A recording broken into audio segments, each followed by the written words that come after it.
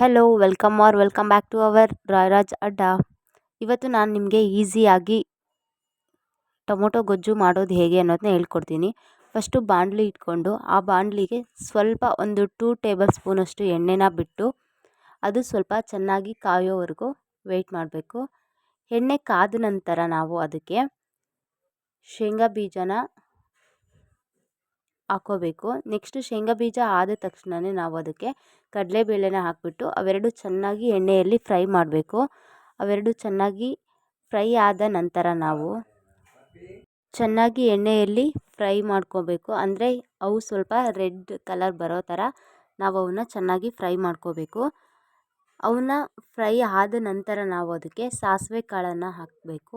ಸ್ವಲ್ಪ 1 ಟೇಬಲ್ ಸ್ಪೂನಷ್ಟು ಸಾಸಿವೆ, ಜೀರಿಗೆ ಹಾಗೆ ಸ್ವಲ್ಪ ಕರಿಬೇವನ್ನು ಹಾಕಿ ಅವನ್ನು ಸಹ ಚೆನ್ನಾಗಿ ಮಿಶ್ರಣ ಮಾಡಿಕೊಂಡು ನಂತರ ಅದಕ್ಕೆ ಸ್ವಲ್ಪ ಬೆಳ್ಳುಳ್ಳಿನ ಚೆನ್ನಾಗಿ ಸಿಪ್ಪೆ ಬಿಡಿಸ್ಕೊಂಡು ಅದನ್ನು ಸ್ವಲ್ಪ ತೆಗೆದುಕೊಂಡು ಅದಕ್ಕೆ ಹಾಕೋಬೇಕು, ಇಲ್ಲಾಂದರೆ ಸಿಡಿಯುತ್ತೆ.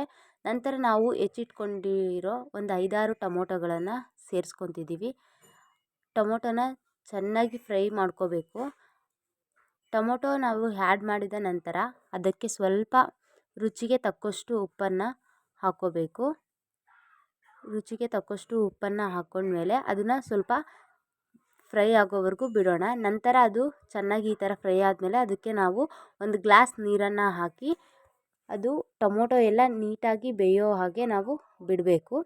ನೋಡಿ, 1 ಗ್ಲಾಸ್ ನೀರನ್ನು ಹಾಕಿ ಈ ಥರ ಅದು ಬೇಯೋಕ್ಕೆ ಇವಾಗ ಬಿಡೋಣ. ಮುಚ್ಚಳ ಮುಚ್ಚಿ ಒಂದು 10 ಮಿನಿಟ್ಸ್ ಬಿಟ್ಟ ನಂತರ ಈ ಥರ ಟೊಮೊಟೊ ಎಲ್ಲ ನೀಟಾಗಿ ಬೆಂದಿರುತ್ತೆ. ಬೆಂದ ನಂತರ ನಾವು ಅದಕ್ಕೆ ಉಪ್ಪು ಏನಾದರೂ ಕಡಿಮೆ ಆಗಿದ್ದರೆ ಮತ್ತೆ ಆ್ಯಡ್ ಮಾಡ್ಕೋಬೋದು. ಅದು ನೀಟಾಗಿ ಟೊಮೊಟೊ ಎಲ್ಲ ಫ್ರೈ ಆಗಿರಬೇಕು. ನಂತರ ಅದಕ್ಕೆ ಸ್ವಲ್ಪ ನಾವು ಅಚ್ಚ ಖಾರದ ಪುಡಿನ 1 ಟೇಬಲ್ ಸ್ಪೂನ್ನ ಆ್ಯಡ್ ಮಾಡ್ಕೊತೀವಿ. ಅಚ್ಚ ಖಾರದ ಪುಡಿ 1 ಟೇಬಲ್ ಸ್ಪೂನು. ನಂತರ ಸ್ವಲ್ಪ ಕೊರಿಯಂಡರ್ ಪೌಡರು, ಅದು ಒಂದು 5 ರುಪೀಸ್ ಅಂದರೆ 1 ಸ್ಪೂನ್ನ ಆ್ಯಡ್ ಮಾಡ್ಕೋಬೇಕು. ನಂತರ ಅದಕ್ಕೆ ನಾವು ಚಿಕನ್ ಮಸಾಲಾನ ಆ್ಯಡ್ ಮಾಡ್ಕೊತೀವಿ. ಒಂದು 10 ರುಪೀಸ್ದು ಚಿಕನ್ ಮಸಾಲ ಪೌಡರ್ನ ಆ್ಯಡ್ ಮಾಡ್ಕೊತಿದ್ದೀವಿ. ಆ್ಯಕ್ಚುಲಿ ಇದಕ್ಕೆ ಟೇಸ್ಟ್ ಚೆನ್ನಾಗಿ ಕೊಡೋದೇ ಈ ಚಿಕನ್ ಮಸಾಲ ಮತ್ತು ಕೊರಿಯಂಡರ್ ಪೌಡರು. ಇವನ್ನ ನಾವು ಹಾಕಿ ಅದು ಸ್ವಲ್ಪ ತಳಕ್ಕೆ ಹತ್ಬಿಡುತ್ತೆ. ಸ್ವಲ್ಪ ನೀಟಾಗಿ ಕೈ ಆಡಿಸ್ತಾ ಇರಬೇಕು ಅದನ್ನು.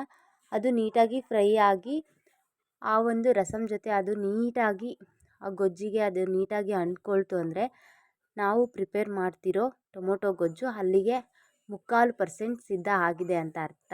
ಅದನ್ನ ಒಂದೇ ಒಂದು ಕುದಿ ಬರೋ ಹಾಗೆ ಈಗ ಕುದಿಸ್ಕೊಳ್ಳೋಣ. ಅದು ಒಂದು ಕುದಿ ಬಂತು ಅಂದ ತಕ್ಷಣ ನಮ್ಮ ಒಂದು ಗೊಜ್ಜು ರೆಡಿ ಇದೆ ಅಂತ. ಈಗ ಅದಕ್ಕೆ ಗಾರ್ಲಿಶ್ ಚೆನ್ನಾಗಿ ಕಾಣಲಿಕ್ಕೋಸ್ಕರ ಸ್ವಲ್ಪ ಕೊತ್ತಂಬರಿನ ಉದುರಿಸ್ಕೊಂಡ್ರೆ ಮುದ್ದೆ ಜೊತೆ ಸವಿಯಲು ಚೆನ್ನಾಗಿರುತ್ತೆ. ಹಾಗೆ ಅನ್ನದ ಜೊತೆನೂ ತಿನ್ಬೋದು.